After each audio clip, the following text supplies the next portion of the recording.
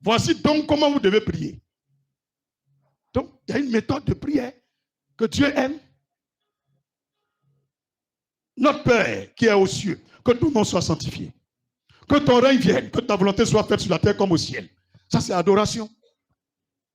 Ce n'est pas forcément de répéter les mots. Une prière qui se répète, ça devient monotone. Toi, tu as le sida, tu es en train de me parler de quoi? Même prière là tous les jours, notre Père qui est aux cieux, tout. Il a le sida, il va être guéri. Le jour Anne est parti prier dans le temple de Silo, et puis l'homme de Dieu est lié. C'est notre Père aux cieux qu'elle a récité. Là aussi, c'est une erreur. Notre Père qui est aux cieux, que ton nom soit sanctifié là, c'est une méthodologie de prière que Jésus donne aux chrétiens. Que vous voulez prier là, adorer Dieu, grandissez Dieu, appréciez la grandeur et la souveraineté de Dieu avant de lui adresser vos prières. C'est ce que Jésus veut nous montrer. On commence à glorifier Dieu, à le célébrer. Oh mon grand et merveilleux Dieu Jésus, je célèbre ta grandeur, je célèbre ta dignité, ta divinité, ta supériorité. Elle est visible sur toute la sphère de la terre. Tu as créé tout l'univers par ta main. Il est fier. Et au fur et à mesure, tu continues. Après le verset 10, il dit quoi? Verset 11. Donne-nous aujourd'hui notre pain quotidien. C'est-à-dire qu'on prie aussi pour la nourriture, pour notre commerce, pour nos affaires. On prie aussi pour qu'on avance. On prie aussi pour que Dieu nous donne les moyens pour pouvoir nous habiller aussi. Pour pouvoir acheter une maison, construire aussi. On prie aussi pour gagner travail. C'est ce qu'il veut dire. Notre pain quotidien, c'est-à-dire nos besoins de tous les jours. Il faut nous donner ça. C'est plusieurs choses qui sont dans le verset 11 comme ça. Tout ce qu'un homme a besoin là, on peut demander dans la prière. Mais après avoir glorifié Dieu. Eux, ils ne comprennent pas, ils pensent que c'est une récitation. Tu les vois en train des zombies. Notre Père qui est aux cieux. Hey, arrêtez ça! Jésus lui-même, tu l'as déjà vu faire prier ça là. Quand il a fini de la montrer, tu as vu, il a fait ça encore. L'église qui est ici là-bas, vous priez des gens. Ils vont savoir comment on prie. Dis prophète, allons en profondeur. Dis allons en profondeur. Verset 12. Pardonne-nous nos offenses comme nous aussi nous pardonnons à ceux qui nous ont offensés. Le seul verset là veut dire repentance. Qu'un homme ne peut pas prier sans demander le pardon de Dieu. Sans s'humilier devant Dieu. Qu'on ne peut pas adresser des prières à Dieu, sachant que nous-mêmes on pêche. Tu ne peux pas être exaucé, sachant que toi-même tu ne parles pas à les autres. Donc Dieu veut qu'on pardonne d'abord aux autres, on se réconcilie, qu'on devienne un, on enlève la rancœur, la jalousie. Et quand on prie, il va nous exaucer. Mais toutefois qu'on se rappelle que nous aussi, on pêche. Donc un homme qui prie ne doit pas juger les autres, condamner les autres. C'est ce que le verset veut dire. Ils n'ont rien compris, il faut récitation. Alléluia. Verset 13. Ne nous induis pas en tentation, mais délivre-nous du malin.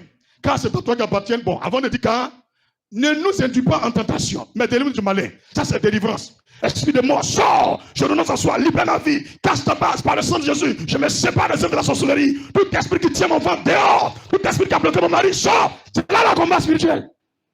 Il dit délivre-nous du malin, c'est la délivrance. Feu, feu. C'est là. C'est tout ça l'ami de là, quoi. Là, tu ne comprends rien. Délivre-nous du malin, mais tu es encore sidéré. Délivre-nous du malin, mais tu es encore dans la boisson. Il faut préciser lequel des malins. Alléluia. Dit méthodologie de prière. C'est ce que ça veut dire. Car c'est à toi qu'appartiennent dans tous les siècles le règne, la puissance et la gloire. Amen. Dis Amen. Il termine la prière encore par l'adoration. Il a commencé par adorer Dieu. Il a fini d'exprimer tout ce qu'il voulait. À la fin, il adore encore Dieu et puis dit Amen à la fin. Donc la prière commence par l'adoration, ça finit par l'adoration. Quelqu'un a compris le secret? Verset 14. Si vous pardonnez aux hommes leurs offenses, votre Père Céleste vous pardonnera aussi. Donc, il insiste dessus parce que c'est quelque chose que les chrétiens ignorent. C'est là où tu es en train de prier, que tu es fâché contre quelqu'un, peu importe ton intimité avec l'Éternel, ton amitié avec Jésus, tu ne seras jamais exaucé. Si tu veux être exaucé, il ne faut pas garder la rancœur. Il ne faut pas avoir la rancune dans ton cœur. Il faut tout vider. Tu ne dois pas être fâché contre une seule personne. Même une seule personne, tu ne dois pas être fâché contre elle. Si tu es fâché contre quelqu'un, ta prière ne monte pas au ciel. Donc ce n'est pas tout que la sorcellerie. Tu mets ton cœur dedans, on le bâtit tant qu'un. Ton cœur là, c'est collé en direct blé. Tu as vu ce qu'on appelle blé là. Quand on coupe tout la main dedans là, ça ne peut pas laisser ta main. Tu envoies quand il est collé.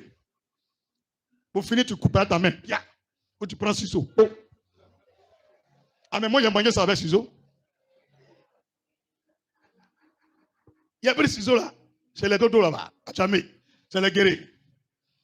On va foutre tout. Il voit, il fait d'une manière quoi, et puis il coupe. Moi, il fait. Ça vient, ça tombe dans mon habit.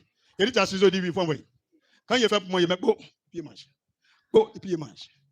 Donc, quand ton cœur est trop collant comme ça, André, je suis comme Tarzan. Tu ne peux pas laisser les choses. Même petit, elle t'a regardé mal là. Ça fait 1 mois. Tu ne parles pas avec elle dans l'église. Et puis toi aussi, tu pries. Quand tu fais comme ça, les sorciers sont contents. Voilà une. Elle ne sait pas que tant qu'elle est fâchée, nous, on peut la manger. C'est pourquoi les sorciers utilisent la provocation. Ils viennent t'énerver, chercher ta bouche pour que tu sois dans la haine contre eux. Sois rancunier. Ils te font des choses pour pardonner, c'est difficile. Et quand ils ont fini leur mission, ils s'en vont. Pendant 1 an, tu es là, tu penses à ça seulement. Frère, il faut vider ton cœur. Si tu ne vides pas ton cœur, Dieu ne t'exauce pas. Alléluia.